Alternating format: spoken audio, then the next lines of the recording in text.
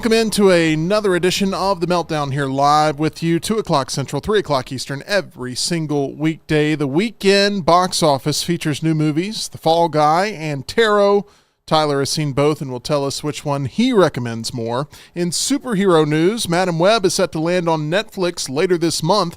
At least one Nolan seems ready to come back to the Batman franchise, and Chris Hemsworth remains pretty conflicted internally about his legacy as Thor. And Lunce's list is sure to be a forceful one, as the Skywalker Saga will be narrowed down from 9 to 5 as we're just trying to make a living here on The Meltdown, broadcasting live from the Culver studio and presented by MyBookie. Two big boys in a tiny studio, teaching you and me about everything they know to make sound a meltdown. It's the meltdown, time for the meltdown, coming for the meltdown. Let's start the show. Welcome in, all of you lovely Meltdonians, to this little project that we call The Meltdown, featured daily, talking about everything pop culture, movies, music, entertainment. We have television reviews, all sorts of things for you to consume right here on the channel. If you have not already, make sure you are subscribed so you don't miss anything throughout the summer. We are looking to get to 2,000 subscribers before the summer season ends, and we'd love to have you as a part of this wonderful journey. The other half of this wonderful journey with me is Mr. John Lunsford. John, how are you holding up exactly 1 week after your surgery? Probably the thing that hurts the most now is when I had no surgery, I had to put a breathing tube in because when you're operating here, I couldn't breathe because there was stuff going on. So they said when they came in, we're going to basically shove a breathing tube down your throat, and you need to make sure you don't have any loose fillings, any kind of stuff in your mouth. And I was like, I don't have any of that. They nicked part of my my gum, way back there. Take your word for it. And it is killing me. But outside of that, I'm great. Got a segue, Tim? I do. That's a perfect segue to talk about my favorite dentist in town. Should be your dentist as well, John. Maybe they can help you piece together the pieces that have been left behind by your breathing tube. And I would like to recommend the team on Grants Mill Road at Alabama Dental Associates, led by Dr. Jeff and Dr. Brian. I love visiting the professional dental team that they've put together, knowing that I'm taking care of myself the best way I can. I was never able to find that perfect dentist, but I have that problem no longer, as I have found Alabama Dental Associates. The solution is one that I'm happy to share with you. They not only have all the latest advancements in dental healthcare technology, but also have the friendliest staff in town. If you're ready to find that perfect dental team, reach out and try Alabama Dental Associates for yourself. They can help you feel at ease about all of your dental procedures, including any gum pain you may be experiencing. For more information or to make an appointment, call them at 205-956-8977 or visit alabamadental.com, as they look forward to seeing you. We also have Tyler here. Tyler, you got a chance to see Tarot last night. What is your initial review of that, as we got your out of the theater reaction here on the channel late last night? It's not the worst horror movie I've seen this year, but glowing review. Definitely not the best. It would be a good streaming horror movie, or if you just want a fun date night and have already seen Fall Guy or aren't interested in Fall Guy. So you would recommend The Fall Guy much more than you would Tarot? Yeah, definitely. Okay. This looks like a movie that's been made 50 times over. You're That's not what wrong. I got from the previews, and you're telling me it's pretty generic. Oh, yeah. All of the archetypes that you'll see in 500 other horror movies are all present in this one, and they all play out exactly the same way. I feel like I've seen a couple of movies come out like that this year, and I've skipped them for the most part. Imaginary, I feel like, was one of those films that borrows from 50 other films. Which one would you recommend more, Imaginary or Tarot? Gosh, that's tough. They're right about equal to each other. I like Tarot a little more because Jacob Batalon from Spider-Man, Ned, he's in Tarot, and I really like him. His computer sequence in, I think it's Homecoming, where it's like the school dance where he's up on the computers trying to help Spider-Man, and then he gets caught, and he's trying to come up with ways in which they'll believe that he's up there on the computers. Very funny stuff. Sure, yeah. He's on a random vampire show now that I saw commercials for starting like a week ago. He just does not strike me of vampire show. That is not the one I would imagine He's being in on a something vampire else show. that we saw too. I don't know. I know he's in this Tarot movie, but yeah, he's one of those that has definitely taken Spider-Man and run with it. Actor, yeah. But I can't think of anything else I've actually liked him in other than Spider-Man. What's the name of the movie? Tarot. Would you say it's not good? It's not Tarot, Bo? I think that joke's been made 5 times I know, already. that's why I did it. It's a terrible joke, and it continues to exist.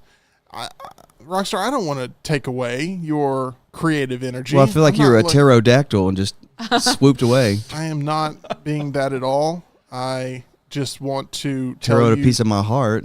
you're doing a terrific job at what you do here as being a contributor that is beloved. I do want to talk about yesterday you had a little bit of an emergency, a little bit of a, as we would call it in this room, a little bit of a situation.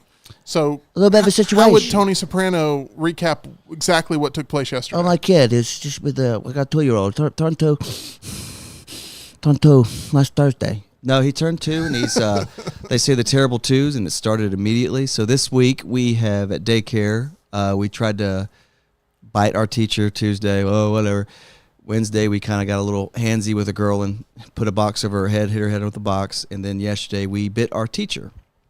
We hit our teacher, and it was almost like a 3-strike rule. And so they say like, "Hey, you need to come now and pick him up." And it was 2:30. Yeah, you were in the middle of the show, and my wife texted me, and she works home on Tuesdays, and she's like, or Thursday, she works from home, and I was like, okay, I'll get him, and then I'll just find something for him to do, because once he comes home and knows mom's there, it's over. She's not gonna be able to work, so I had to go pick him up and find some stuff to do, which he probably thought was reward, that you're here early and we're gonna go play all day. Hell yeah, I'm gonna go hit more. So it's just hard to discipline something like that. But yeah, I apologize for having to leave early yesterday, and I'll never do it again unless they call me again. I was gonna say, if you get some angry text I'm hoping or call today, we're at 2:00 right now, and I have no text, so I'm hoping he makes it through today. Give it about 23 more minutes, but I'm hoping you can make it through the show today. But all the best with the young lessons that are being learned there with that young man, and I know it's a difficult situation. Yeah, it's tough. I just want you to do the situation thing all the time. Well, it's always a situation in the house. We have a kid. There's always a situation. Gabagool. We have the situation that Laurel Lunsford is here with us in studio. Laurel, thank you for making time for us again every Friday. I'm so excited to be with y'all. I've been on recovery with John for the last week. So. She's had a deal with me for a while. It's been on the front lines. Touch and go. It's been a little bit of a situation yourself, it sounds like. Yes. We've had some fun. I hadn't hit anybody yet, but... Well, you got back to reality this week as I saw you guys at the Fall Guy screening. Now, Laurel, you know how I feel about this movie. I know. I was shocked. I'm surprised you didn't like it. Well, I'm actually not that surprised. But. Okay. I really did not enjoy the film, but I don't want that to take away from anybody else's enjoyment of it. What was your enthusiasm level coming out of the film? Because obviously you went in with a lot of hype, I think, for this one. Because I think there is a need for romantic comedies.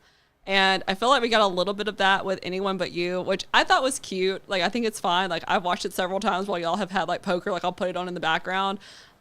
I wasn't as, like, blown away with it as when it first came out that other people were. But I thought this was a cute, like, romantic comedy. It was fun. It reminded me a lot of Tropic Thunder. I agree it wasn't racy like that. But as soon as we saw the parts with Aaron Taylor Johnson, like, when he was doing that diamond commercial, that's exactly what Ben Stiller's character was doing in those Tropic Thunder movies. And I kind of thought he was trying to be like Matthew McConaughey with the accent. So definitely. Absolutely. Yeah, I thought I liked it. I thought it was funny. It didn't have to think too much. And I think he and Emily Blunt need to do another movie together. I thought they were great together. Do you think it's going to do big business? I think this weekend it faces absolutely no competition, but do you think it'll hold well throughout the month of May? I think it'll do. I think it'll do as good as movies do nowadays. Like, if this had been like 7 years ago, I think it would have killed. And I think, I thought Challengers was going to make a lot of money, and it was number 1, but then I saw it was like $15 million. I thought, 5 or 6 years ago, that movie would have cleared easy, like, I think 30, 35. So where are we with movie going? Because it feels like we're holding on to something and trying to continue to give life to something that a lot of people are turning their backs on. And I don't necessarily blame them. They've been forced out of the experience a lot by the theaters themselves, the studios, and knee-jerk reactions that they've made. Obviously, the strikes haven't helped when it comes to getting content out there. There's a lot of factors that are turning consumers away. But why do you think the theatrical exhibition industry right now is facing as many struggles as they are? I think it's honestly because it's like, well, I could go see this now, or I can wait another 2 weeks and it's going to be on TV. That I think is the biggest thing, because it's like, do I want to go, to the movie theater, or can I just wait? Or sometimes they even release it like that weekend, like it will be out. It's like, oh, why not can just watch it at home? And also I feel like I see so many, I don't know, I feel like we're in the era of like everyone hating everything. So like on Twitter or X, whatever it's called, then it's like, oh, I hate this. And like everyone's like suddenly like, I hate this. So then I think that has to Even before the movie comes out. Yes, like it is like At least 10 waits till the movie comes out first. Yeah, it's like you got all that from like a 5-second trailer. Okay. I go into every movie wanting to love it. I go into every movie wanting to get enjoyment out of it. I do not go into movies to hate watch them. I just hated watching The Fall Guy, but not on purpose. It wasn't purposeful. I didn't think the movie was very entertaining or funny or clever or cute or anything. I didn't feel anything from this, which is a little bit of a painful experience when you're stuck there in the theater watching something that goes on way too long. Everybody has an opinion. Yeah. I mean, I felt like the crowd was into it though. Like the girls next to me, they were loving it. I feel like the Meltdown has a very much consensus except one person, but everybody. Well, I think has if you were to go back and listen to the crowd, there are long spurts of inactivity from the crowd, and then there are moments where a couple of bits caught on and they started to laugh and chuckle. And plus, you had Boomer back in the back, and he was whistling, which was trying to rev everybody up. Livening you up, yeah. It felt like there were long stretches of inactivity. In my biggest complaint is the movie should have been like an hour 40, and it was like 2:10 or something like that. Every movie is over 2 hours. Like every single movie that we've seen, I can think of several things that could be cut out of it, and it's like it would have been just as fine if it didn't have this. If it's not Endgame or Star Wars or Batman or some kind of thing that needs because it's a universe that you've built or something, a solid movie needs to be 90 to 100 minutes and stop. I think another problem that isn't brought up nearly enough as to why people maybe aren't racing out to the theaters any longer is because not just I can put this off and watch this 2 weeks from now, but the thing that I put off 2 weeks ago, I got to catch up on, and the thing I put off a month ago, I got to catch up on. And it starts to build up to where nothing ever feels truly new anymore because you have a bunch of new stuff that you haven't seen from a year ago that continues to just build up that queue to where you never get caught up. Well, I mean, there's a million things on streaming in general now with a million streaming platforms that we're watching that are just on streaming. So I can go to Netflix and find something like Lance started talking about Baby Reindeer the other day. So I was like, well, I got to watch that. Well, then that's a 7-episode TV show that I got to sit and watch. Well, then with The Fall Guy, I thought I've had Bullet Train on the back burner since it came out as one of those, I don't really care about that. I know it's probably violent. I'm not going to go watch it, but I'll watch it once it comes to Netflix. Well, now it's on Netflix. Well, I've started it 5 times, and I have yet to watch past 10 minutes into it because there's always something else I want to do, or I got to go to work, or I got to, do whatever, to where all that stuff just starts backing up. And The Fall Guy made me say, I'm going to start again. Oh, wait, hold on. We're doing the Alien thing. So I went and watched Alien instead. Every time there's just something I'm watching instead. But are we currently, I feel like we're in a current process where, is there a show right now, like last year it was Succession, where everybody was talking, on Monday everybody talked about Succession, and before that Game of Thrones, or is there a show right now that's playing currently, not sure, I guess Fallout, but that's every episode was like something like every week. I think House of the Dragon. It will be House of the Dragon. Currently right now, as in May. A month from now. Yeah, it's that's another thing where people are like, well, I'm so behind. Everybody's talking about Succession, and I'm 5 episodes behind, and I can't go see this movie because I want to. Everybody at work's talking about this, and I got to catch up because I'm always out of touch. Because when they talked about Succession every Monday, I was just like, I haven't seen it. I'm so lost. Or Mad Men, I'm so lost. I don't have anything to contribute to this. And the truth is, we watch Fallout all in one weekend, but the average person is not going to have the time to watch a show like that. Whether they want to binge it or not, they're not going to have the time to sit there and do that the whole time. So even though Fallout, the moment has passed for Fallout, and I know we've debated the whole, weekly thing or releasing it all at Ozark, once. But people would binge that.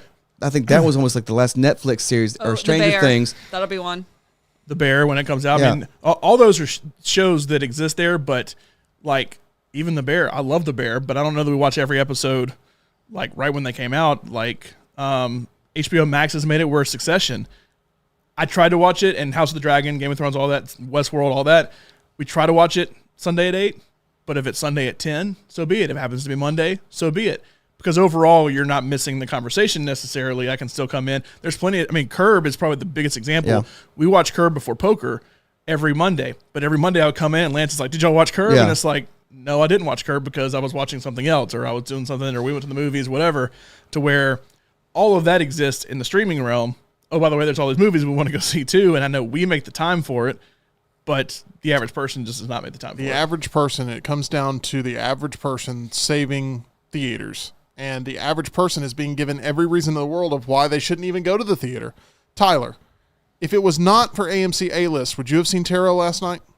Absolutely not. I've seen more movies in the past 4 months than I have my entire life. Like if we're talking about going to the theaters and seeing them. Thanks, AMC A-List. The diehards honestly, it's a good membership. No, the diehards are being rewarded. But if you just want to walk up and go to the theater and find a seat, and it's a difficult process. There are a lot of barriers to where if you don't do your homework for that premium night showing where you want to see Dune in the best format you can, if you haven't worked on that 2 months in advance, you're going to be in trouble when you just want to show up. And when you get denied once, you probably don't want to go through that feeling again of getting denied again and again and again. Yep. And a lot of people don't want to sign up for the membership, right? I don't see Rockstar as being a guy who wants to sign up for a movie membership right now. Right now, but like right now, 5 years ago, I would have been all over it. Correct. I would have loved it. Everyone has different reasons. And while money is a very valuable commodity and going to the theater is an expensive proposition, especially if you do not have those discounts and you're trying to bring people with you, it gets very pricey. And no one wants to go see a subpar movie. I'm not even talking about bad movie. Nobody wants to see a less than excellent movie for that amount of money. Endgame is one of those movies that sold itself from the get. You got a decade worth of build up. You knew it was going to be this massive event. Will Deadpool and Wolverine, will it deliver on that type of experience for casual moviegoers? Because that is what it's going to take to push that movie past $1 billion. I think because it's so pop culture centric, because it's a rumor now that maybe Ryan Gosling might be in Deadpool because there's like a, Ryan Reynolds is wearing in one of the trailers a shirt of Ryan Gosling, and that was like even people that don't even know about the movie, they're like, oh, this is really cool. And then like he asked about the red carpet, and he was kind of coy about it. So some people think maybe he's going to show up in Deadpool. So that's like a pop culture thing. Well, like and Tim hates that I look all this up, but I do like looking into leaks and seeing like, hey, what are they doing? What's something to look forward to?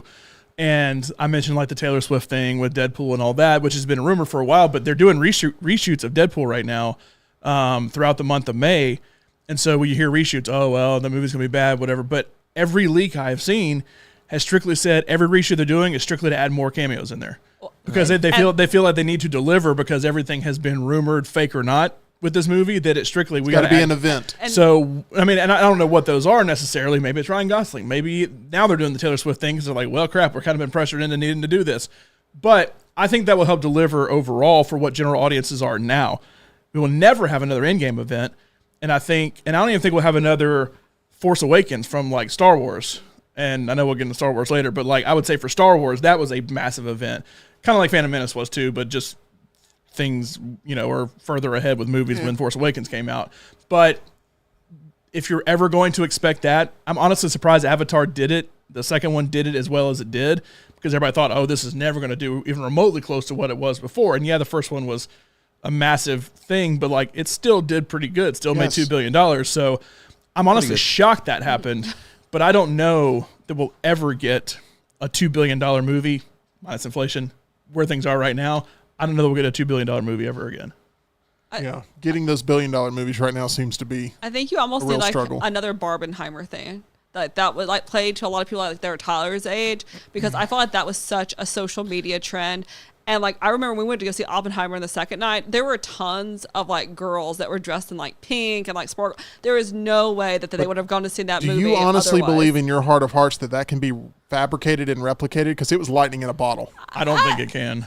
I don't know. I mean, there could you can be make something. it an event, but those were so polar opposites that happened to just work together really well. And it all centered and it was around like a year in the making too. Like everyone was talking about it. It was a Christopher Nolan breakup that led to that moment because Warner Brothers did not want to budge with Barbie, and Nolan did not want to budge with putting Oppenheimer in that same weekend. We talked about yesterday how Tropic Thunder was just the absolute perfect moment in time that can never be replicated again.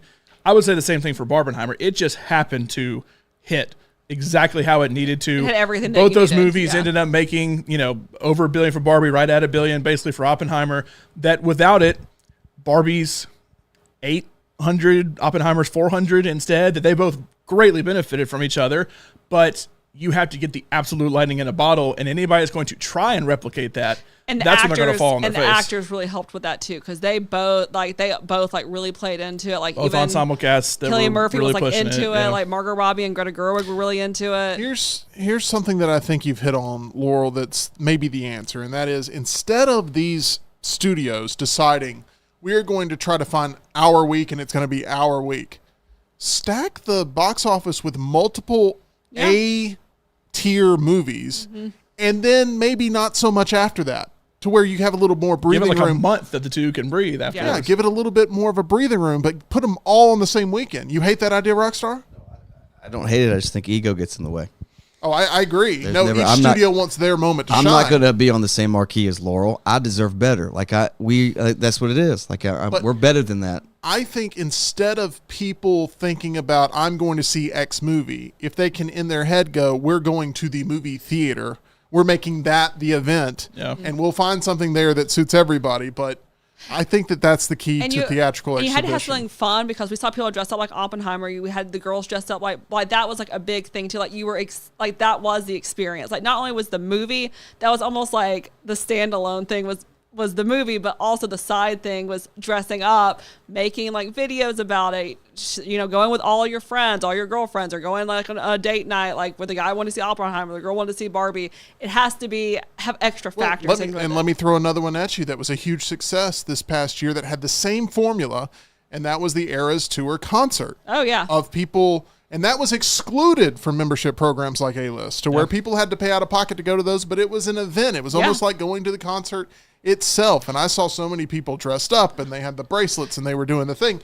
And that sound like an old man talking about it. But They were doing the thing. there were you could tell full groups of slumber parties that went out to go see this movie, and, And they I were feel all into like it. with that too, it makes you want to do it because you don't want to be left out of it, because you see Yeah. everyone posting about it. So it's like, I don't want to be the one that didn't go see this movie opening weekend. I don't want to be the one that didn't get the special poster, because they had the special poster and the popcorn buckets for Taylor Swift. And of course, everyone wanted that stuff, because I don't want to be the person that doesn't have that. I have to have it. I think the Oppenheimer or the Barbenheimer thing, my parents are very casual moviegoers. They go enough to make A-List worth it, but you talked about seeing my dad in the movie. They didn't go see The Fall Guy. They went to go see another movie that's, not quite as big a deal, and they'll go see Fall Guy this weekend. Yeah. Let the initial hype kind of die down, or maybe even wait till middle of the week next week.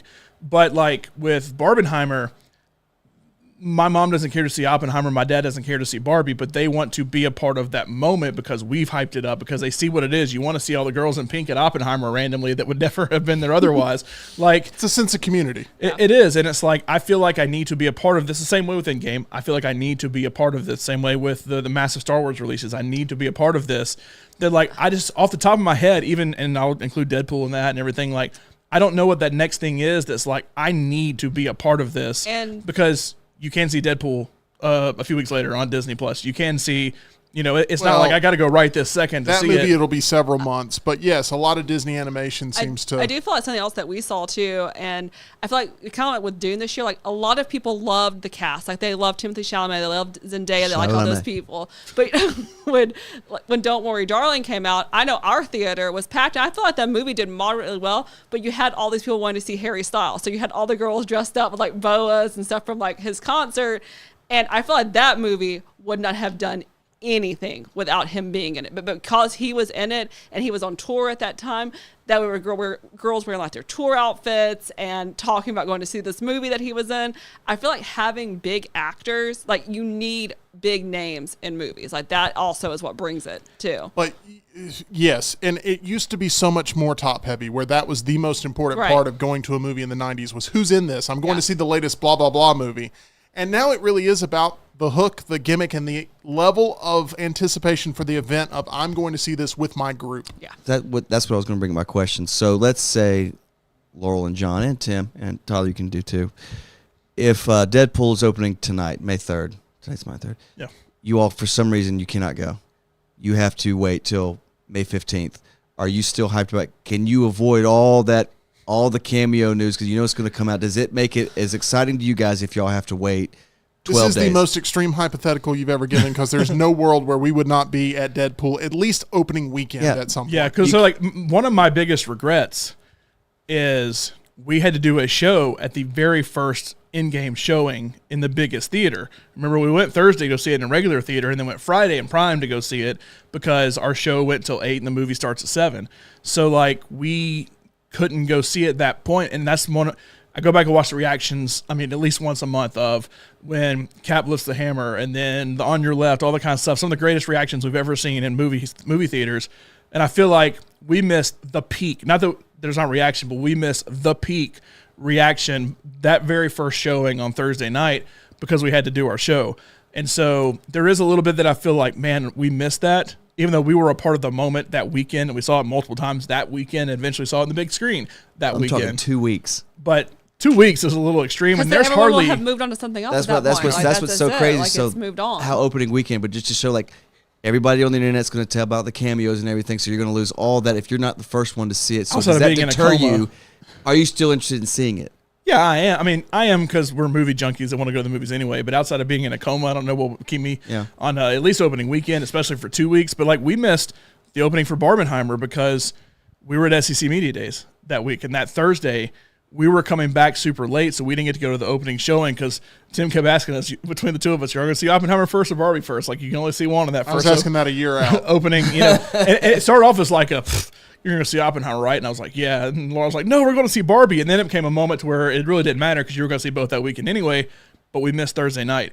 And so it's like we didn't get to be a part of the opening for either one of them. We went and saw Barbie Friday night and then Oppenheimer Saturday. I had seen Oppenheimer multiple times before John got a chance to. Yes. So I know how to I only punish. missed 2 days. I know what to do to punish you guys then. I feel like with Barbie, I saw so many like people bringing their their grandmothers. Oh, yeah. Like that was like a big thing. Like even in our theater, like you saw like tons of like older, like I'm talking about like grandparents. They're like, you know, like granddaughters that brought their, because it was like such a sweet movie that they wanted, and they were dressed up too. Right. So that was just like a special thing. And I wish that we could replicate something like that, but you're right. There probably won't be anything like it. There are certain times we go to the movies all the time. We go to matinees that are ghost towns where we're the only ones in the theaters, and we go to the most jam-packed opening night that exists. We see the entire spectrum, and there's just a different energy in the air when you can feel like, okay, this movie's going to be a hit this weekend. This movie's going to be big. This movie's a part of the conversation. Jerry Seinfeld here recently, in promoting his Pop-Tarts movie, is talking about how movies are no longer conversation generators. They're no longer things that we're all on the same page on. We're all scattered. We're all divided. We all want streaming. We all want now. And part of that is true. But then occasionally you get that moment, like what we got last year with the Barbenheimer thing, and what we got a couple of times with these big event movies. What can produce that result this year that's on the slate? And in my opinion, there's only one movie right now that can generate that, and that is Deadpool and Wolverine, for being the movie that could be the event of the year. And I think if your whole reports about reshoots and adding more celebrity and more moments and more jaw-dropping events, if that is the truth, then John, the word of mouth on this thing is going to make this so much bigger of an event. You also have the director as part of the marketing campaign saying, you don't have to have known anything about Wolverine and Deadpool. We're going to make it accessible for everybody. And that is a plea to make this an event movie, which Marvel used to produce easily. And now it's become quite a struggle for them to produce event movies. And Kevin Feige knows that. And so, I mean, he's going all in with this, and he knows. And I agree, this is the one this year. While I said it would not be the highest grossing, that's because Despicable Me is a kids movie, and so that's the biggest reason I think it would be over it. But this is the one movie that has to be that. I don't know that it will be that. I if as long as critics come out and say, boy, they delivered on everything, and they don't crush it and say it's just another Marvel flop like everything has been lately, it should do $1 billion. I just don't know that it will, but it should do $1 billion. It has nothing the next weekend, so it's not coming out against anything. It's got 2 full weeks to completely destroy before then. You really hit with not super crazy budget, big, box office movies with Trap, which isn't going to be like a box office slayer. I think it is going to be a huge hit, by the way. No, I think it's going to be a hit, but I'm just saying from a box office standpoint, it's not $1 billion movie or anything. No. And Borderlands really probably isn't either, even though it's a big budget movie, to where you can still have that carryover pretty much through most of August as well. But you got to have, oh my God, there's, did you see Brad Pitt's in the movie because he was in Deadpool 2? Like, there's word of mouth of those kind of things. There's word of mouth of it's a good movie. There's word of mouth of the X-Men are here. There's word of mouth of just the MCU's back in general. There's, hey, Chris Evans is back as a Human Torch. I mean, whatever it may be. Word of mouth is what makes the movies their their money long term. But short term, it's all about marketing. And while The Fall Guy is a movie that I would give 1 out of 5 stars to, So we've heard. I would give the marketing campaign for The Fall Guy 5 out of 5 stars. And that is why it's going to generate tons of revenue this weekend. It is the SNL tie-in, the walking the red carpet is Beavis and Butthead, and the viral sensation that you get from that. Ryan Gosling I do not know of another actor that has done as good of a job as Ryan Gosling has done in promoting this film, Laurel. No, he's done great. And I think we were just talking about this last night, and I always bring up like comparisons to other actors because I do think he is one of the better actors out there. I can never see Leonardo DiCaprio doing like he even made he's like, I'm not going to be doing these like, because I think he was even offered Joker at one point in his career. I don't know for which one, but he's like, I don't really feel like I want to do these dark movies. He's like, it affects me too much because, he did Blue Valentine. He said it was really stressful. I feel like he is someone that everyone knows and is recognizable, and he seems to enjoy it. That's the thing that it is. Like, he loved playing Ken, and it seems like he really enjoyed playing this part. Yes, and I don't hold him personally responsible for my lack of enjoyment of the film in any regard. So I hope It's all your fault. I hope the movie does well. I hope people are excited to go see it. I hope that, and I don't want to deter anybody from seeing it. And Tim, I have one just can't question recommend it. for you and for Tyler, and I guess Sean too, because since y'all are horror fans, I think that is the other that does revenue, that does generate buzz, is horror fans. And I know when the first Halloween came out, like everyone was so excited about that. Another movie that I'm going to be so interested in, we talk about it all the time, I think Terrifier 3 is going to be big because I think you're going to get I think it's becoming so mainstream now. They moved up the date, and I'm always shocked at Twitter to see like the saves on it, how much times it's been retweeted. Now it's like people that haven't even seen it, so I don't know what they'll think going into it. I feel like that could be a big movie. Return percentages wise, absolutely. It is going to be a money maker. It is going to cost this. It is going to make this. But will it be able to truly become mainstream? That's what I'm saying. I feel like it has become mainstream. I'm betting against it. No, I'm saying I think like they like the character. They just probably haven't seen the movie, and I will be surprised to see the people that are going to see this movie. Okay. They're like, "What have I walked into?" I can tell you one person in this room who will not see that movie. That's me. Hey, Smile had the great marketing campaign. Raise your hand again. Yeah. Okay, thanks. Smile had a great marketing campaign. People still talk about that. I'm going to predict right now that Smile 2 comes out the week after Terrifier, so it may, knock it off. Trap is going to make more than $100 million at the box office. I think so too. Oh, I would bet on that. Yeah. It is going to do great. I mean, it's not necessarily an easy feat to accomplish these days, but that's sort of where the bar is for success, $100 million. And Trap, I think, is going to be very successful. Tyler, any more thoughts on this? Obviously, we've sent you to a bunch of crappy movies this year, and I'm sure you're looking forward to more movies that are big events. I am really excited for Kingdom of the Planet of the Apes next week. It is my third most anticipated movie of the year, and I cannot wait for this one. Yeah, I'm really excited for that one. Also, I just looked up the poster for Terrifier 3. That looks absolutely deranged. I haven't seen the first 2 yet. They are absolutely deranged. Oh no, it's out there. Like I mean, okay. When we were at Universal, when we went last summer, I was shocked to see that they had like actual merchandise for sale with like Art the Clown on it. And I was like, that's why I think it's becoming mainstream because he has T-shirts now. He has masks. Maxine, obviously a movie you're also excited for. Look, horror fans are very loyal. They're very loyal. They show up. They support movies. Even the bad ones, they'll stick with them. And sure do. As horror fans, we're used to having our hearts broken by subpar material. But it's all about that hook, that what would you do sort of fascination, and whether or not the movie will deliver. Like, I think a movie that's going to absolutely suck, that I will be there for as soon as I can see it, is The Strangers Chapter 1. I think the movie will be awful. I'll be right there with you. But we will be there to support it. And with that mentality, that's why horror movies have been able to be such financially secure bets for studios. That's why Jason Blum continues to sleep on a bed full of money. It's because we are loyal. We like the pain, I guess, which is why we go see the horror movies. Okay. The most painful movie experience for some this year was that of Madam Web.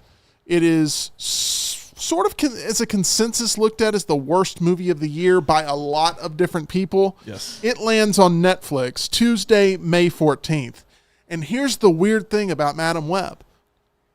I think it's going to do huge numbers streaming. I think the fascination for I have a Netflix account already. I can just click on this and see truly how bad it is, and maybe it's so bad it's fun. Hate watching. Yeah. I think Madam Web is going to draw huge numbers and be the most streamed thing on Netflix. Not only the week it drops, but probably for the entire month of May, John. I would agree. I have no idea what else is coming out this month, but I would agree because Morbius did the exact same thing. Morbius was awful, and somehow they topped it with Madam Web. But, I mean, it was so bad, but everybody started these. I mean, it's kind of like, I keep going back to Star Wars. I'm trying not to jump ahead, but, like, the prequels kind of had that. Like, they were so bad when they came out, but now there's, like, this love and affinity for what they were as I'm going to have to start giving you your Lunce's list halfway during the show because you are the worst at I'm going to make future points right now. But anyway, I mean, it's the truth. I mean, like I feel like the biggest example of like, yeah, we hate. I mean, Laurel's wearing a Hayden Christensen shirt right now, and everybody hated that when it came out. And it's like who's Darth Vader? It's James Earl Jones. It's like that to a lot of people. Like it's not Hayden Christensen. Like there's an affinity for bad things after the fact when you can be like. The Room. Hey, this was so bad. We need to go back and watch it. Madam Web will be that. I absolutely believe it'll be super highly streamed. And this ties into Madam Web that I've been seeing on TikTok. Is they re-released all the old Spider-Man movies, like the Tobey Maguire ones. People are obsessed with that third movie now. People I see on TikTok constantly of people reenacting the dance. Scene of him dancing in the street. and that people have been doing theater reactions of that scene and like Maguire with full crowds, in it. I mean. Madam Web came out February 14th of 2024. Broke a lot of people's hearts there on Valentine's Day. It has an 11% on Rotten Tomatoes with critics, 57% for audiences. It was the butt of most Oscar jokes. It was not only one time, two times, three times. There were so many jokes about it at the Oscars, and each one of them were funny. That's how bad Madam Web is, that you can continue to make the same type of joke and it be something that lands. It made just over $100 million at the worldwide box office. That is worldwide. Took $80 million to produce. It's looked at as a failure on all levels. Looking back, John, what was the fatal flaw of Madam Web? Why did it, if there was one thing... Somebody started writing a script. That was it. They started and they never really did it. They just sort of threw what it was up on. There's no way... I know the writers' strikes were against AI producing films, but there's no way AI would have produced a film as bad as what Madam Web AI is. would have 100% done better than this. For me, it's two things. Everybody loves Spider-Man in general, and this comes from Spider-Man. So, I mean, as Venom does, and Venom ultimately has been successful, I think, whether it's super well received or not, that when it comes from Spider-Man, okay, there needs to be something here. Number one, you can't live up to the hype that Spider-Man has created from all the Spider-Men we've had in the past. Number two, Dakota Johnson leading the movie did not want to be there. In every single scene she was on camera, she had this look on her face like, why the hell am I doing this movie? Well, then why the hell am I watching it? That's the question I ask. And then what makes really good superhero movies great is the villain. What makes Infinity War and Endgame what it is Thanos. What makes Black Panther what it was Killmonger. What makes Thor Ragnarok part of what it was is Hela. Like, there's all these people that help build these universes. You already know who the superheroes are. You got to make me want to care about the villain. And the villain could hardly speak English. All of his lines were dubbed over, and it was absolutely abysmal in the editing and production aspect of it to where the lead superhero doesn't want to be there. The lead villain hardly exists as a human.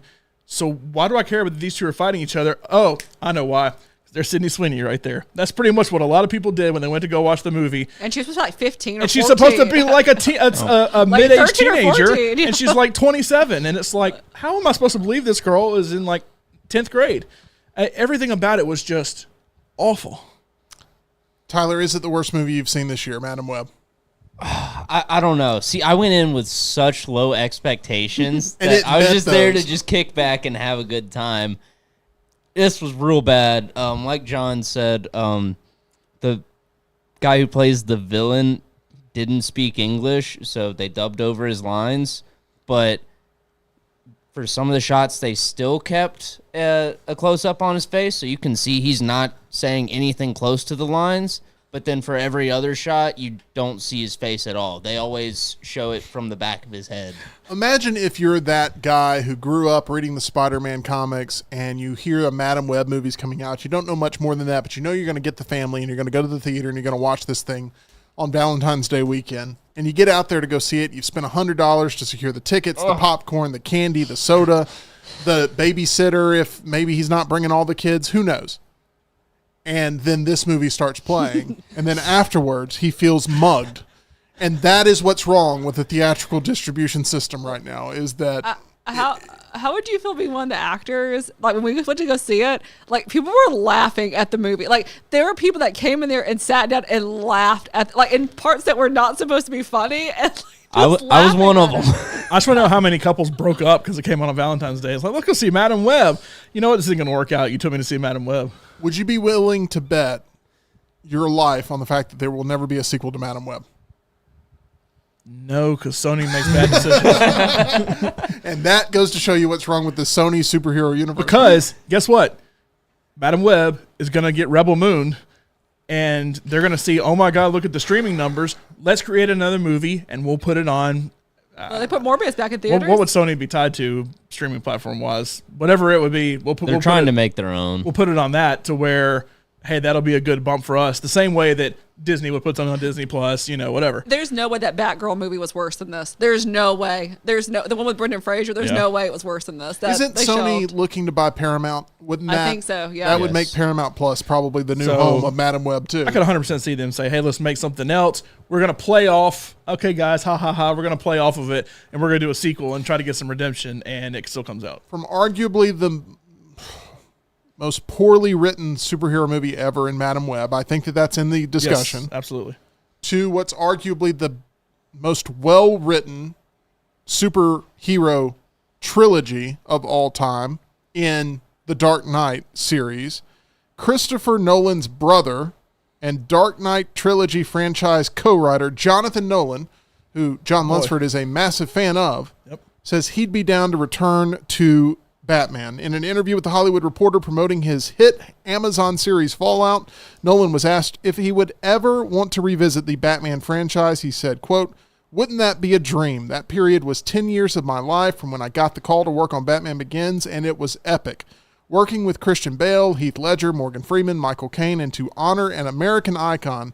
If I had the chance to go back and work on that again, absolutely." He went on to say, though, "We've moved on to other things. And of course, other people have picked up the mantle and moved on with those characters."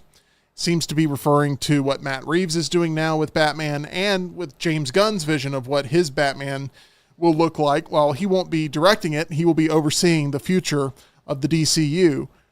John, how much would you love the idea of them announcing, without Christopher Nolan, that they're going to make a fourth Dark Knight movie with Jonathan Nolan being brought back to lead the production? Would he direct it? I think that that's debatable. I think that he would be overseeing it as executive producer, and he may step into the director's chair, but he would be a part of the construction and crafting of this. Now, I don't think he would do it without his brother. Yeah, I don't think so either. And I think that there's some bad blood there with Jonathan Nolan and Warner Brothers based on how Westworld was completely blown off the map by their streaming service that they decided to no longer feature that series on. But would a fourth Dark Knight movie, probably with Joseph Gordon-Levitt returning, and I think this is what, by the way, Nolan said. He was asked who should play the Dark Knight in future movies, and he said, to me, it will always be Christian. So if Christian Bale was returning, Jonathan Nolan was returning, is this something that you would want to greenlight immediately as a fan? Yes, in some ways, as in it was the best Batman to me that we've had from the overall universe that it was. That it leaves off to where you could have a story continue. Maybe. I'm not spoiling anything. It has Joseph Gordon-Levitt's storyline could pivot into a certain direction that I think you could keep going with, and you kind of tease at the end. Michael Caine and Morgan Freeman are still around to contribute. You get both of them to continue to be a part of it. Then yes, I would be for it. But what I was going to say, and you said it, Jonathan is not going to do anything without Christopher. The thing that has made Christopher Nolan is the family of Christopher Nolan, from his wife, Emma Thomas, and from his brother, Jonathan Nolan, who has written, now he hadn't done everything with him, but has written a lot of his things. Interstellar, his favorite for me, did The Prestige, did all of Batman, and has helped be there for all of his biggest hits. That I feel like the whole trio, because Lisa Joy doesn't really do much with the Christopher Nolan stuff, that trio needs to be around to pull off anything like that. And I'm not saying Nolan can't do anything without them ever, but just from a Batman standpoint, you've got to have that trio. So if it's just, hey, Jonathan, you wrote these, come write these, and we'll just get somebody else to direct it, or come do a Matt Reeves one or whatever. It's like, it needs to be the Nolan trio coming to do it, or else it doesn't need to be done. And, of course, Christian Bale has to come back as Batman as well. Rockstar, knowing when to say enough is enough in a franchise is something that Hollywood gets wrong a lot. Yep.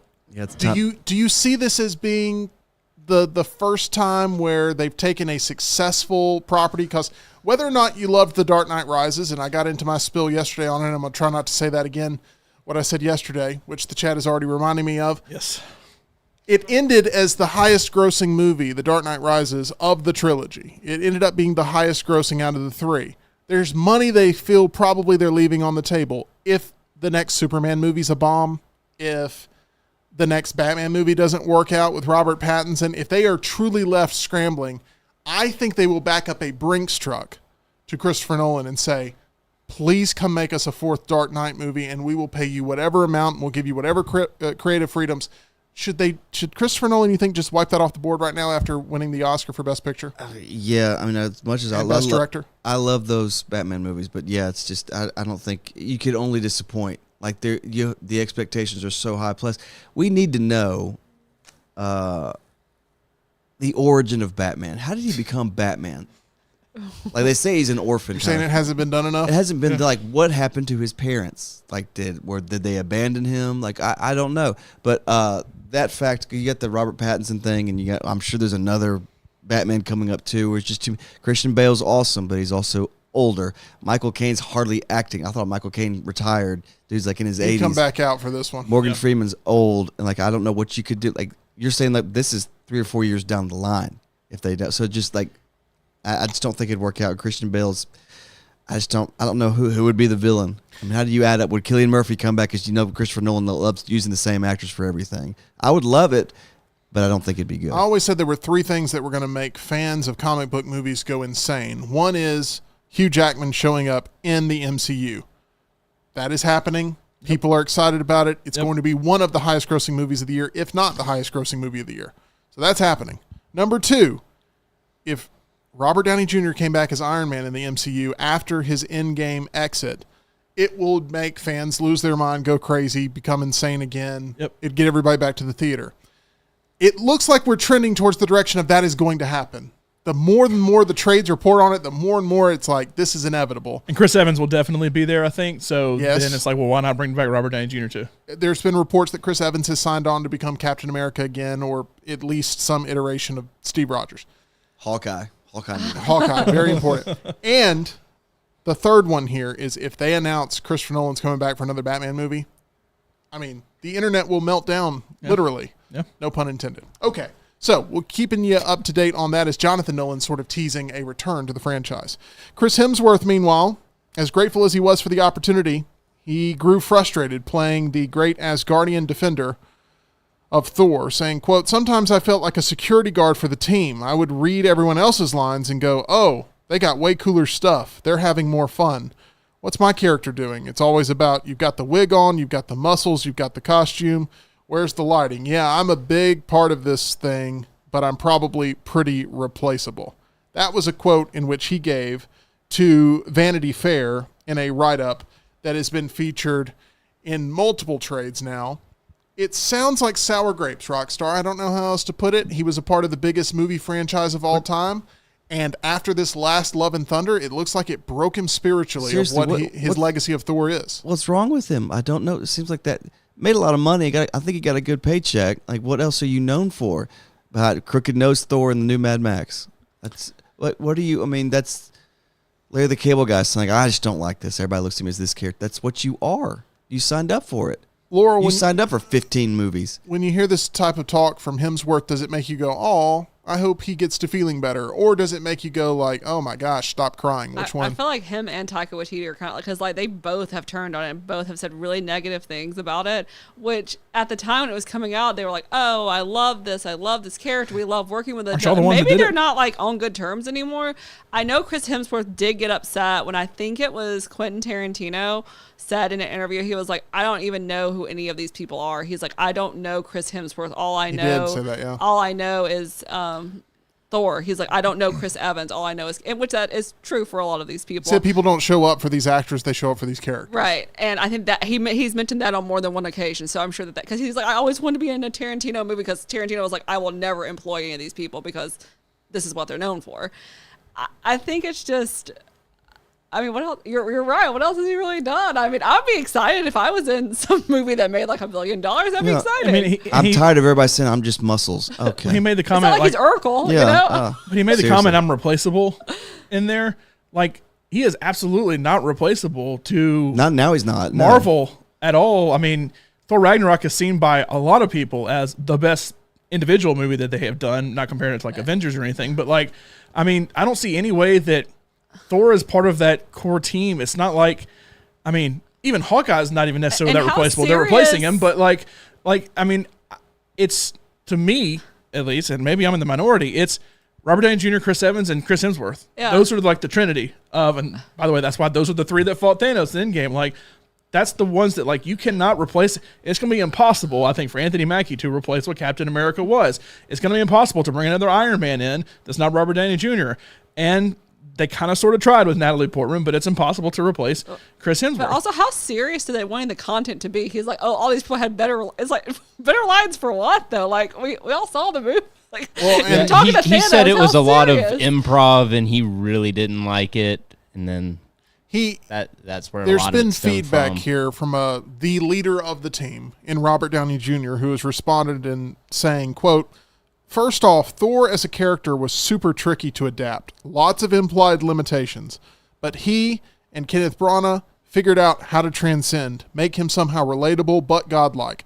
Hemsworth is, in my opinion, the most complex psyche out of all of us Avengers.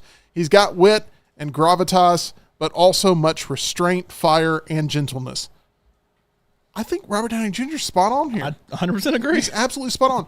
And I think what happened, John, was when we walked out of Thor Ragnarok, we went, oh my gosh, what a refreshing take. What a great height for this character and where he's going into. I mean, you got Ragnarok, then you got Infinity War, then you got Endgame. Yep. And his arc is all over the place there, but it's consistent. And then you obviously get the dud that was Love and Thunder, but he reached such heights with Ragnarok, going, finally, I have a chance to sort of be the guy, and rightfully so, but now feels completely overshadowed by the fact that his character doesn't have the staying power because Love and Thunder was such a bomb. I think he stayed at the party a little bit too long. But like Iron Man 3 wasn't great. That made me think anything less of Robert Downey Jr. Iron Man 2. I don't think Iron Man 2 was that good. I thought Iron Man 2 was really good. I thought Iron Man 2 was the best of the three. Wow. But I do too, and we get a lot of hate for that. I cannot believe you actually said that because I thought I was the only person in the world that held that opinion. No. I think the Formula One scene is one of the best scenes in Marvel when he goes and cuts the car up and everything. Anyway, the AC/DC when he's jumping out of the plane and he lands there at the convention and Iron Man 2 is crapped on by so many people, including Laurel and Tyler, and I think it is fantastic. I have no problem. I mean, that's it just wasn't my cup of tea. Anyway, but Iron Man 3 was not that great to me. It was a stinker, but it doesn't change my opinion of that character and how Robert Downey Jr. portrays that character. That movie was a little goofy, honestly. You got to in Iron Man 3 for a reason. Yeah. Guess what? Thor Love and Thunder is Thor 4. We got to Thor 4 for a reason. Guess what? The actual worst movie in the MCU is Thor 2. And somehow they bounced back from that, did Thor 3, which was the best movie in the MCU. Yeah. And then it fell off a little bit. I didn't hate Love and Thunder. Coaster. I didn't hate Love and Thunder as much as other people. It's probably, okay. 2/3 of the way down for me. But for the MCU, that's 2/3 of the way down is still not that bad. But Thor, the character, has been integral to every aspect of the Avengers. And him saying this, I don't know how to describe this, but it sounds like a cry for help from Chris Hemsworth. Chris Hemsworth says, playing a superhero is a, quote, somewhat predictable box. There's a whole lot of rules that you have to stick to. Playing the villain in Furiosa allowed him to, quote, throw that out of the window, which was nice, and allowed him to, quote, dirty it up and be messy and ugly and violent and chaotic. There was a movie that Chris Hemsworth did where he played like a cult leader at a hotel, and I cannot remember the name of it. Anybody remember what I'm talking about? It had... I remember him being in the Awful Vacation movie. Had Jeff Bridges in it. In Cabin in the Woods. Ed Helms. with Ed Helms. Yeah. Oh my gosh, what was the name of that movie? Bad Times at the El Royale. Bad Times at the El yeah. Royale. And he got a chance to sort of play outside of the Thor character. And while his performance was fine, that movie was not very good and has had no staying power. But by the way, it was a starting point for Kaylee Spaney, who's now in everything. Our girl. okay, there's where we are with Thor. We'll see if he or Robert Downey Jr. comes back to the MCU because both of them are saying they're ready to come back. So we will see. Chris Hemsworth take that paycheck. At least Robert Downey Jr. has other Chris stuff going Hemsworth, on. it's weird. He has all these complaints about playing a superhero and being limited and being stuck in there with bad lines and all this stuff. I thought Thor was super entertaining in Endgame. And yet he says, I'm willing to come back and give it another go. The fans deserve it. And you know, both their brothers kind of turned out to be duds, too. I think the other one is mainly known, I guess he's in the Hunger Games, but he's mainly known for being Miley Cyrus's ex-husband. And Ashley is mainly known for Westworld. So That's true. The Thor character from Avengers Endgame need a little help with a weight problem. John, we have the perfect team. It's not the Avengers, but it's an Avengers-like team when it comes to making sure that you are fit and ready for those wonderful summer months ahead. Go visit our superheroes over at Way to Wellness. Go to aplanforme.com. Hey, look, Thor in that movie had some struggles, but guess what? He got it under control and eventually got back to being himself, just like I am, just like Tim is, just like Jim Dunaway is, just like my dad is. Our whole family is going to Way to Wellness. You can too. Aplanforme.com. You can see us getting weighed in, getting our blood pressure checked here. They do a great job with us, and they have us on the right plan to lose weight. You can do it too. Go to aplanforme.com. Let's see, we have a couple of you in the chat, including Big Mike, who says at this point Batman should just have Michael Keaton as Bruce Wayne in a Batman Beyond film series. You still have the IP, but for a whole new generation. The problem with that, and Michael Keaton is my personal favorite Batman of all time, the problem with that is that The Flash was an absolute dud. Not necessarily anything Michael Keaton was responsible for, but the film has no pulse right now. It is dead in the water. And it was championed in the marketing campaign, and this is what sunk it, as being the greatest comic book movie ever made, and it was so much word of mouth and so much buzz, and they're going to finally get it right on track. And then we all saw it, and then it just continued to fall off a cliff weekend after weekend, where Ezra Miller couldn't promote the film, so who did they have to push out there? Michael Keaton. Dunaway. And unfortunately, Michael Keaton is going to get a lot of the ramifications of this movie not working because he was pushed as sort of the face of it, of his big return. And it's unfortunate that the last time I think we see Michael Keaton as Batman will be in The Flash. And hopefully I'm wrong. I'm all about let's see more Michael Keaton. But unfortunately, that's the way the business works. And just the end of The Flash. That will be the last we see of Michael Keaton. And George Clooney. Another interesting decision.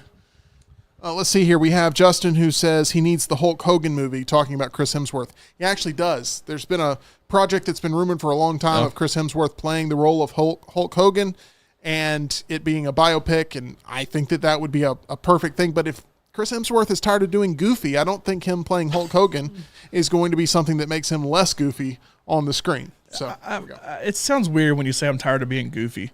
I'm tired of having fun is all I hear. Like, or literally being goofy. But, like, I'm tired of having fun. Like, I feel like Robert Downey Jr., and I know Robert Downey Jr. has had a long filmography well before he had his drug issues and then had all that happen. And obviously he's continued to do stuff outside of Marvel. But, like, it seems like he could do a good job of, hey, this is fun, and then I'm going to go do Oppenheimer, and that's serious. Like, I can do both of them. Like, you don't have to say, well, I hated having fun, so I got to do serious things to win me an Oscar. Chris Hemsworth ain't never win an Oscar. But guess what?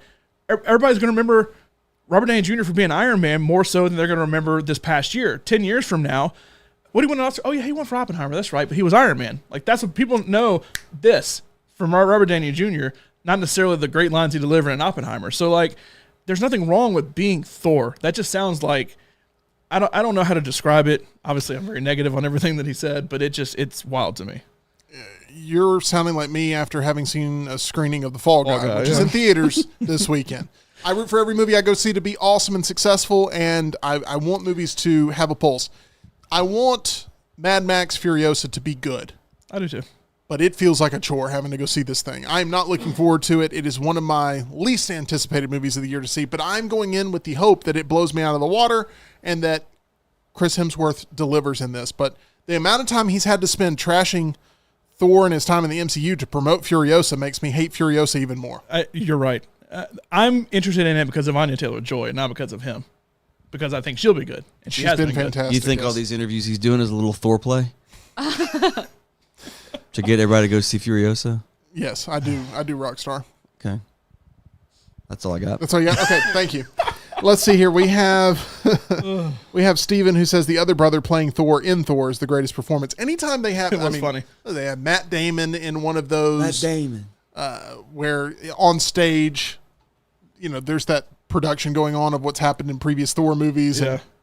And was up there? Wasn't it that was Ashley, Dr. Alan Grant from... Ashley he Swan. was in it, yeah. It was Ashley Hemsworth, Yeah. Matt Damon.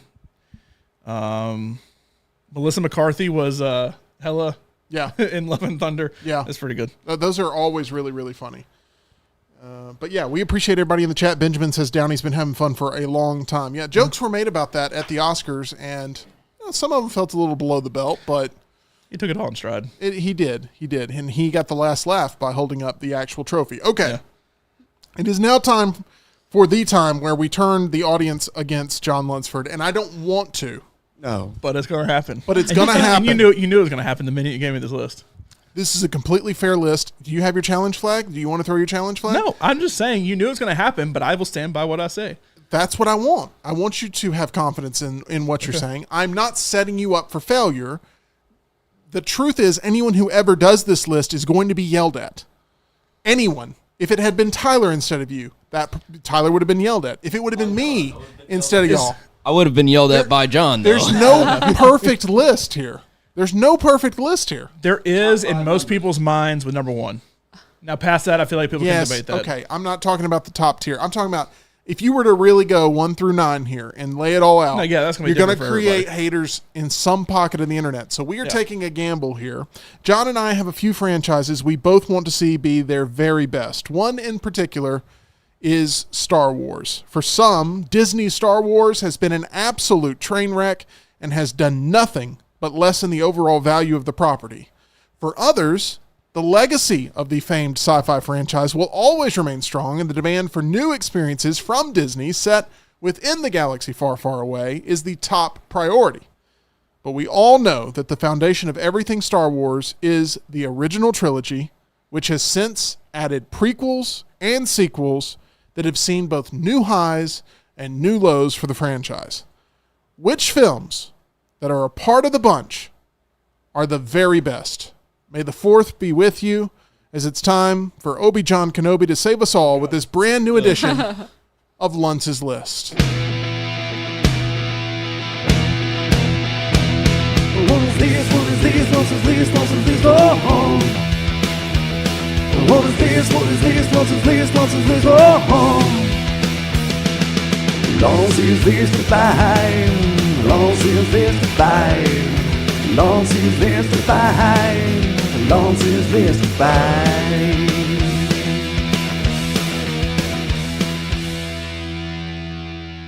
By the way, Justin prefers the name John Binks instead of Obi-Wan Oh, Kenobi. that's cute. Do you have any Star Wars pet names for John? No, I don't. I didn't think about it. I like that John Binks, though. That's cute. John Binks? I like that. That's cute. I think he prefers Obi-Wan Kenobi if I had to bet. Yes. Yeah, cut John Solo. Come on. That's probably the best one. John Solo's easy. Yes, that's easy. I think the one movie Laurel wants more than anything else is a Jar Jar Binks. Like, Well, because I want to know finish what to his happened. story. That's all I want to know because I thought I honestly did. Limbastard. When they brought back that was pretty I didn't know you had that in That your was pretty good. I thought you hit a hotkey. I look over, Rockstar's moving his mouth. I thought you'd hit a hotkey. I was like, when did Ryan Brown get good at Jar Jar Binks impressions? Pittsburgh. Limbastard. I honestly did think when they brought back the Obi-Wan show, I thought they were going to show So Hayden Jar Christensen. Jar's going to be there, I thought right? they were going to show Hayden Christensen killing Jar Jar. I really did think that. Oh my gosh. There is a canon end for him. I don't know if anybody knows what it is. E2BT? He ends up basically being a street clown. on the streets of, I think it's Tatooine, but I'm not 100% sure. But like, why is he a general? Like, how did that even like, he can barely speak. Like, why is he in charge of a country? He can barely walk. the worst part of the prequels is just like, I got to go back to Naboo. Jar Jar, you're in charge. What? Anyway. John, you've been tasked with naming the 5 Skywalker Saga films that are the very best you can select. Now, this needs some clarification for those that maybe aren't aware of what is identified as a Skywalker Saga film. This does not include Rogue One.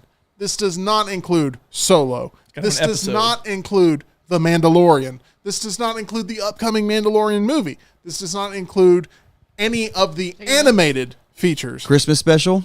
Christmas special's out of picture. Oh, damn it. It is simply episodes 1 through episodes 9. If it doesn't have episode as a part of the title, then it does not count. It has to have that. And a lot of people will say, well, the original one wasn't even named episode 4 at the time. It was just named Star Wars. I get you. But we're going with current George Lucas parameters here. What did Tyler say? Get up. I said neither was Empire Strikes Back. That was just released as The Empire Strikes Back. That's fair, Tyler. And it's the nerds like you that I'm talking to right now, okay? Let's not get too technical. So I just got saved on my list over there by using the technicality. Stop. So I went through and ranked 1 through 9. You got to do all 9. I know Lunce's list is 1 through 5. My honorable mentions I'll give 6 through 9. And then I did rank Rogue One and Solo kind of just where I would put them if it was in there. And I actually went through and ranked all 16 live action things that have happened, including the TV shows. So if you're ever curious, well, what did you think about this when my list starts making you mad in a second, I can tell you where exactly I would have everything ranked. So let's go. All right. I will say the only support you have in the chat so far is from Boomer, and he has ranked in his 4th spot Return of the Sith, which is not a movie that exists. Oh, we love you, Boomer. We do love you, Boomer. 4 beers out of 6. Okay. At number 5, oh, wow. Wow, I wasn't prepared for this one. What? A New Hope at number 5? Yeah. This would be episode 4, or as some have put it in the past, just Star Wars. Wow. This is already making me upset. The original. Okay. Why? Now, I know that you're going to have a tough time because you're going to want to talk about every movie but the one we're talking about. What works for you best? I can do this without that. Please, I beg of you, because you're the worst at it. My question is, what works for you in this movie? What is something that has stood the test of time, something that you love when you rewatch it on TBS while Laurel is running a marathon? Well, first, did you think it would be higher or lower? I thought it would be closer to the top 3 spot. Oh. When I go back and watch these movies, and obviously I was not alive when they originally came out, I watched these probably early 90s is when I really got into them first, when I was high single digits in age. And I watched them all back to back to back. So it wasn't like I watched episode 4 and then 4 years and then I watched, episode 5 and all that. But for me, the movie would probably not even be top 5, just the movie itself. But probably the biggest argument I've had over this, using this argument, is Stranger Things, because I don't think the first season is the best of Stranger Things. I would put it 3rd of the 4 seasons that exist currently, behind 3 and 4, because I feel like people see the magic of Stranger Things at first and see the characters in the world for the first time and are like, whoa, this is cool.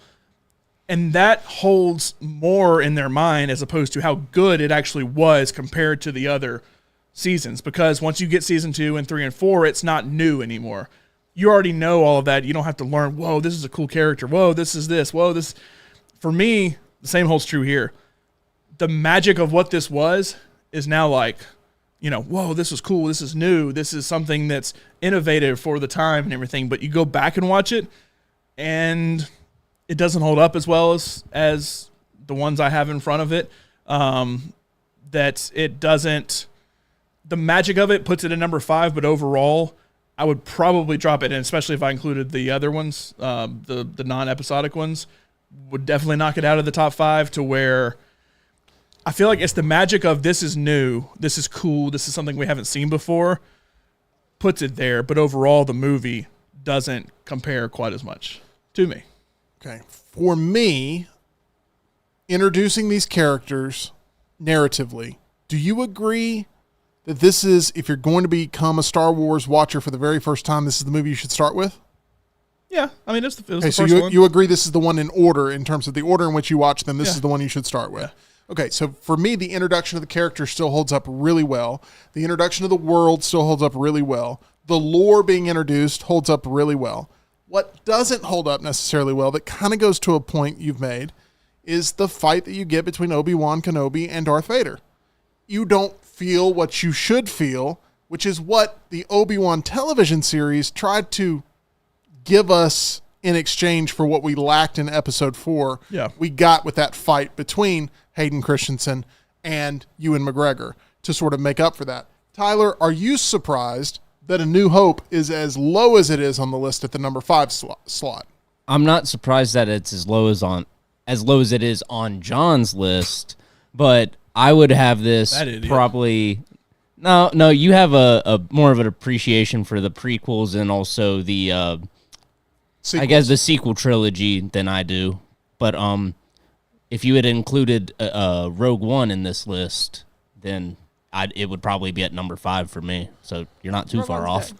Rogue One would be ahead of this because I think one of the best parts of Rogue One is the ending, which is a recreation of the beginning of A New Hope Yes. and done so much better Yes. than it is in A New Hope. Now, for what A New Hope was in, 77 when it came out versus what we get in Rogue One, I get you're going to make it look a lot better now.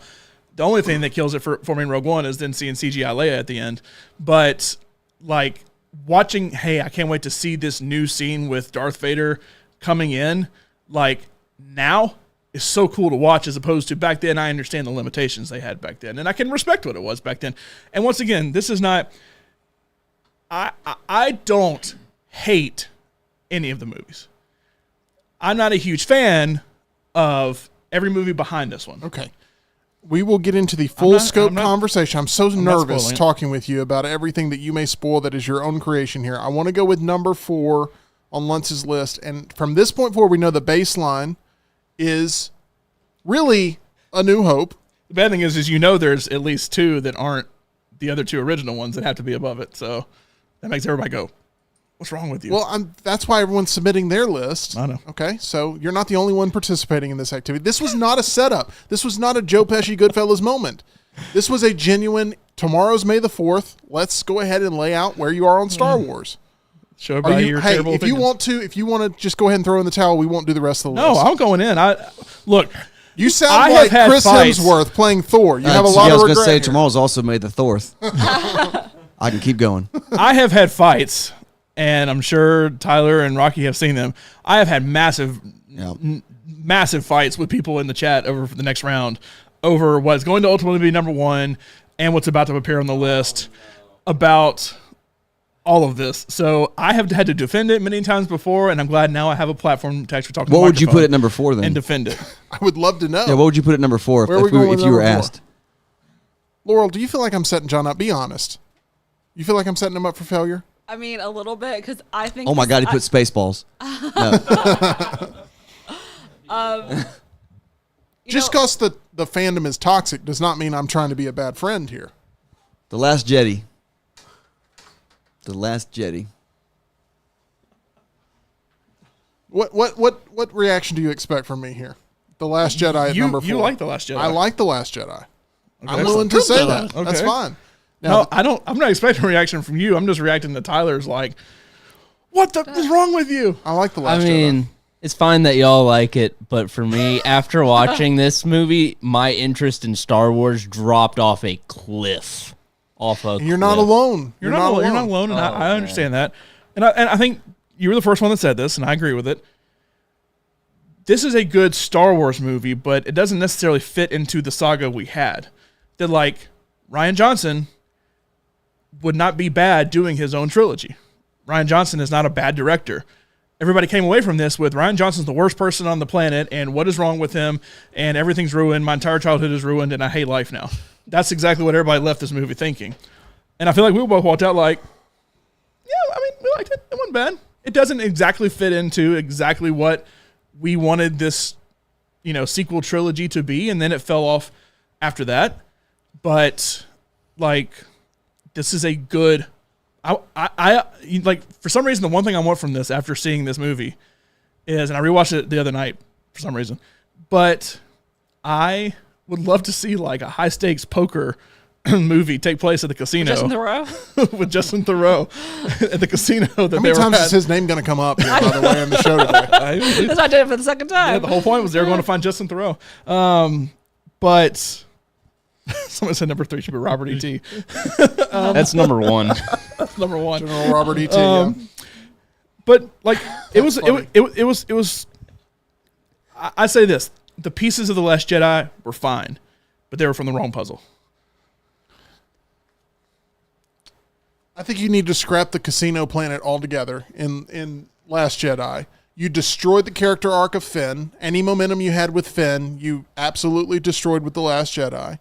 And I agree with that. There's a lot of people that feel like the most unforgivable sin of this movie is the way in which Luke Skywalker is portrayed and the way in which he is emasculated and the way in which his legacy is destroyed. I didn't personally walk away feeling offended by The Last Jedi in that regard. I thought everything lined up. I liked the trick at the end. And if you go back in time and you go to the theater when that trick happens of him being the hologram version of himself fighting Kylo Ren with all those walkers headed towards the base, the crowd went crazy.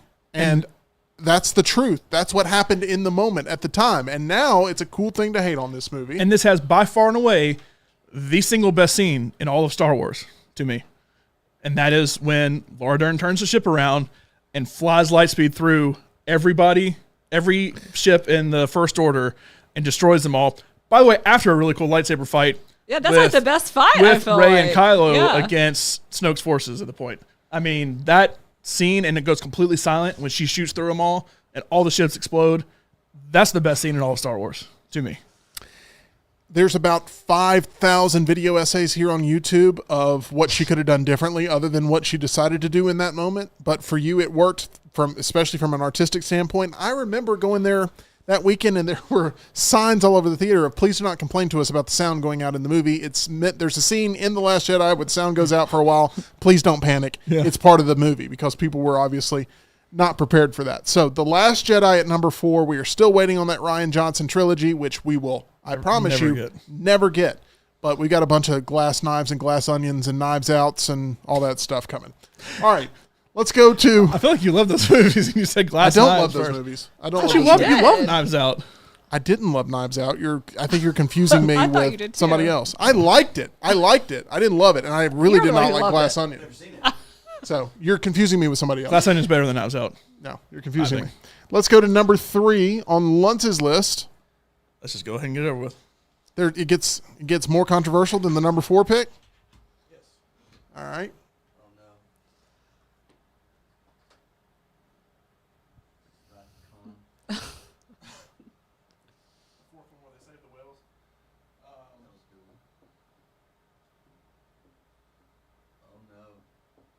At number 3?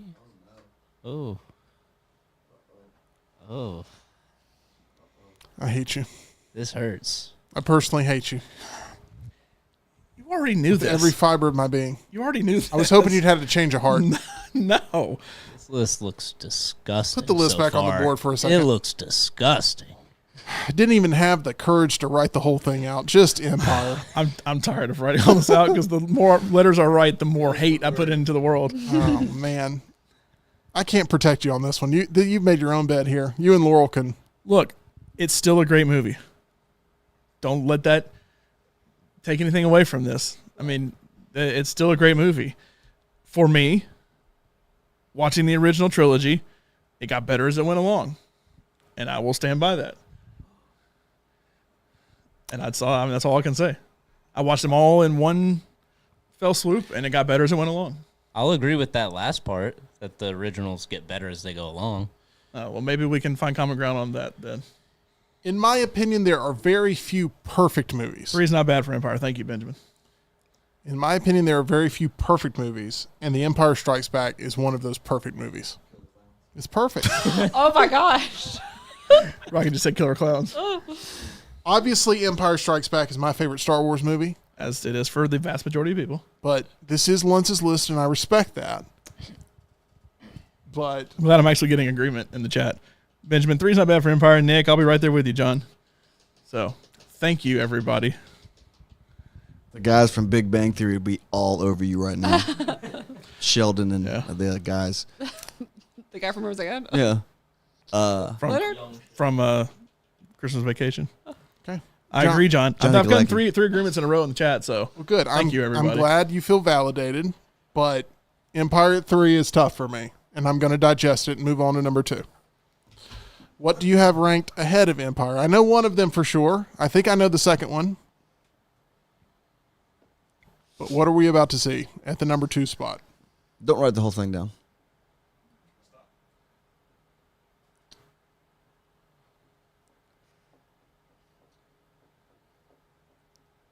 Return of the Yeti.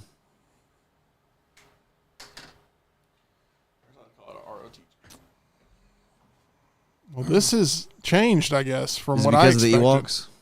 Ewoks? Is it because of the Ewoks? I do like the Ewoks. I expected this to be your number 1, but it is slid to the number 2 slot after It's been number 2 at least since episode 8. Yeah, you've had a decade to chew on this thing. So, Return of the Jedi at number 2.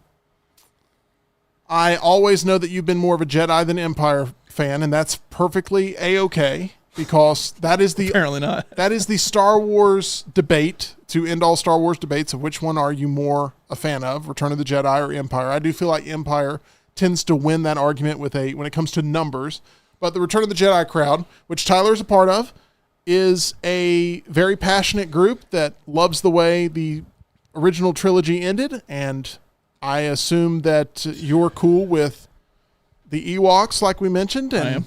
I assume that you love the throne room battle and the Darth Vader turn and To me, all of that. that is much better overall than the fight where then Vader reveals he's his father.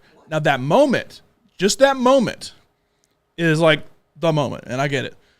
But the overall scene, fight, everything between Luke, Darth Vader in the dark with their lightsabers, Emperor watching on, all that with the battle going on in the background is better than the fight they have where then he makes that revelation that's a single moment as opposed to the whole scene. And so that's why I put it over. I agree with that. I can't defend it in a way that it's ever going to convince anybody, so I'll just say that. I really like, and I like Ewoks. I like the opening scene where they go and rescue Han from Jabba's palace. I really like that scene. Yep. One of my favorites in all of Star Wars, honestly. That's one group of the special edition edits that I actually like, them updating Jabba's palace with the musical number that was filmed but obviously enhanced digitally, and it's goofy and crazy. It's one of the things I don't like. Oh, I like that part too. I like literally try to find. You see this, Laurel? I'm trying to form a bridge to Terabithia. I like that part too. I like you. that part. I like it when the band, like that the thing with the blue. Yeah, I like that. Singing. Oh, that's. No, it's like early Moulin Rouge. That's Moulin Rouge and that combined. The lead guy, the blue guy with the piano, is like the head concho. Yeah, he's like into it. Come on now. I liked it. Laurel, are you more of an Empire or Return of the Jedi fan? I'm gonna be honest. You know how you asked, you're like, how would you start with these movies? Like, if you're talking to people like me, and I like all of these movies. I've seen all the old ones. I would never recommend to someone like me to start with the old movies because I know that they would not be into it because there's a whole new generation of people my age, I mean, all of our age, Tyler's age, that love like the pop culture aspect. Like they love Adam Driver. They love Natalie Portman. They love Hayden Christensen. Like they make shirts. Like when we were going to the movies and I was like, is that a Hayden Christensen bumper sticker? And you were like, oh my God, it is. I would start with the first ones and just like go through it like natural. And I knew people that saw the Adam Driver ones that had never seen a Star Wars movie before. That So just you wanted think to go. going episode 1, 2, 3, 4, Yes. 5, 6, 7, Yes. 8, 9 is the right answer? Yeah. I do probably lean the direction that 4, 5, 2, 3, 6 is the way to go. It's my PIN number. So, so it builds. You start where you're supposed to start at episode 4. John's like, O's. 4, and then 5, and then you get the revelation of Vader's his father, and then it's like, oh snap, let's learn more about Vader. You go back to episode 2. You could skip episode 1. You go back to episode Jar Jar. 2. That's when Hayden Christensen's taken over and Anakin's more himself as opposed to just a little kid, because episode 1 is very much more about Qui-Gon and Obi-Wan and all that. and money. But then you do 2, 3, learn the full Darth Vader arc, and then go to 6 where you get the ultimate battle between the two of them. You also learn more about the Emperor, obviously, because the Emperor is really not around much until the 6th one. He's in the 5th one, but originally played by a woman. Did y'all know that? Everybody knows that. No, I didn't know. But in every redo of it since, they've put Ian McDermott, whatever his name is, in over her. But they basically watch the first 2. It builds up who Darth Vader is. Whoa, it's his father. Let's go back and figure this out. You get to the point of him having Luke and Leia. Then you get to the final battle where you know all about the Emperor, you know all about Anakin, and then, of course, you've seen the originals, know all about Luke. Then you watch that, and then if you want to keep going, you just do 7, 8, 9 after that. Let's go ahead and get to that number 1 spot here on Lunce's list. I'm not going to act surprised because I know what the answer is based on knowing John, but I am surprised that this ended up becoming number 1 overall. I thought it would be in the number 2 slot probably.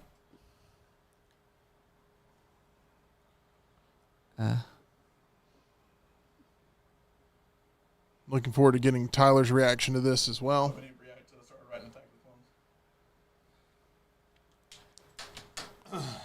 @/Force Awakens. It's AT&T. Come on. No. And there was no reaction, so I was like, never mind, I didn't see it. Okay. Someone said he's going to have Attack of the Clones first, didn't he? I actually like Attack of the Clones. I do too, Tyler. I wouldn't Attack of put the it at Clones- number 1, but I like the scene on, is they're- it Kenosha with Jango Fett? Or Genosis? It's one of the something two. like that. The I think stadium episode, scene. yeah, I think episode Like 2. when they're talking about the sand. What's that? When they're talking about the sand. Yes. I hate sand. I think episode 2 is the best of the prequels. Oh my gosh. I'd agree with that. No. Revenge of the Sith, to me, is the worst because they tried to do too much that they couldn't do yet. So is this about episode 2 or is this about Force Awakens? What are we going to talk about I here? just think because somebody made a joke and so I started writing it thinking Tyler's going to be like, he has Attack of the Clones in 1. Anyway, Force Awakens. Oh, Justin has the correct answer. It was Camino. Camino. That was Jango Fett's planet. Camino, yes. No, so Camino is the water planet they go to to get the clones and stuff, yeah. So Force Awakens was 2015. Yes. And it was a huge domestic box office hit. Yep. Ended up becoming the highest grossing domestic movie of all time for a hot minute.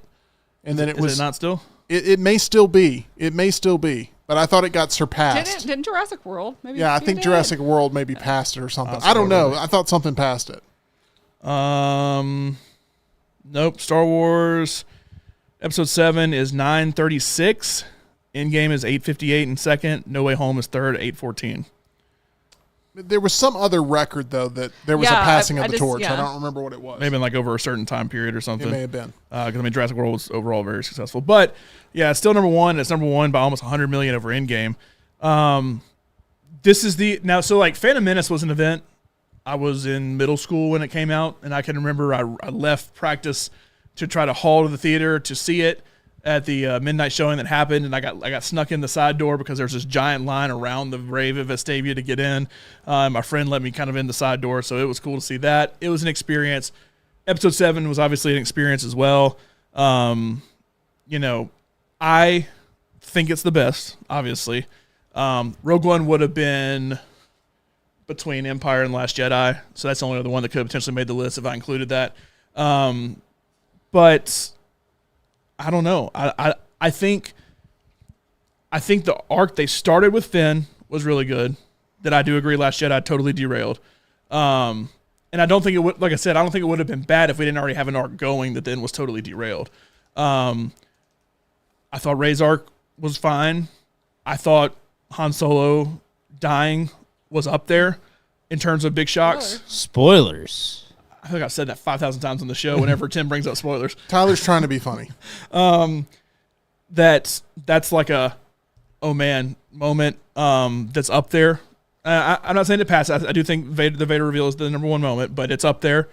I like the way the whole thing played out. You like things that are peak J.J. Abrams, and there's no doubt his relationship with Star Wars.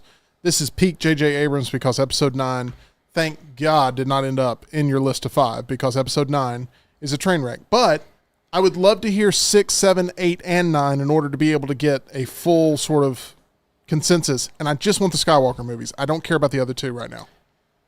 6 is episode 9. Oh my gosh. 7 So close. is episode 2. 8 is episode 1. 9 is episode 3. I was not a fan of Wow. Episode 3, That's shocking. I think personally is the best prequel that was made. I think episode 1 has better moments than episode 2. But yeah, I'm this just is pod digesting. racing. Force Awakens there is the number 1 Star Wars movie ever made. Obviously, it has not aged well because there was no plan that was followed throughout the trilogy, and that hurts your arguments for why it should be considered, but that's not what this is about. This is about you revealing your personal taste, and we appreciate you going out on a ledge to do that. Well, and it hurts the sequels as a whole, which includes this, obviously. But if you take every movie very much individually, Yeah. I'm not going to let it diminish. Now, if you say rank the 3 trilogies, yes, clearly number 1 is the original trilogy. Okay. Number 2, to me, would be the sequels, and then would be the prequels. But because episode 7 and 8 are good enough to where 9 being a train wreck didn't really didn't hurt the overall legacy of that compared to the prequels, which were all train wrecks to me. Episode 3, it just does not do it for me. I've rewatched it over and over and over again. The story of it is fine, but the movie itself, the CGI within it that we were not ready for yet, and I'd say that for all the prequel movies, it just wasn't it. All right. For me. The music of episode 1, the pod racing scene, the Duel of the Fates with the lightsaber fight between Obi-Wan. I'm now saying Obi-Wan. Obi-Wan Kenobi and Qui-Gon Jinn and Darth Maul works for me every single time. And Benjamin says Phantom has the second best fight scene behind Throne Room. I would definitely put it over that Empire scene too, whole thing included. Because yes, that is the second best. But for me, that is kind of it with episode 1. Your list is something that I respect you putting out there and being willing to talk about. It may not be a surefire bet for a lot of people to follow this as being how they would roadmap their favorite Star Wars movies. But one thing that is a surefire bet for the amount of entertainment that people can have on their own, that's at our title sponsor, John, MyBookie. Go to mybookie.ag as promo code next round. You see it right there. You can use that, get a first deposit bonus on us when you make that first deposit at mybookie.ag. Promo code next round. Hockey playoffs, Preds still alive tonight, fighting for their lives in Game 6 up in Nashville. Stars are up 3-2 in that series. You can bet on the NHL playoffs, the NBA playoffs. You can bet on Major League Baseball, put some futures as we're inching ever so closely to football season. And I know because I deal with the 40 and 40 all day today with the next round. So go to mybookie.ag, use promo code next round, and you can get that first deposit bonus. Special thank you to Tyler, who spent a majority of the week running the show. We appreciate all of his efforts this week. Rockstar, appreciate you being here with us, as always, contributing. Laurel, we've got much more content coming out with Laurel here on the channel going into the weekend. Cannot wait for that. And we appreciate everyone's support there in the chat and here on the channel. Make sure you subscribe. Make sure you give us that thumbs up. We really appreciate it. We will see you again on Monday, live, 2 o'clock Central, 3 o'clock Eastern.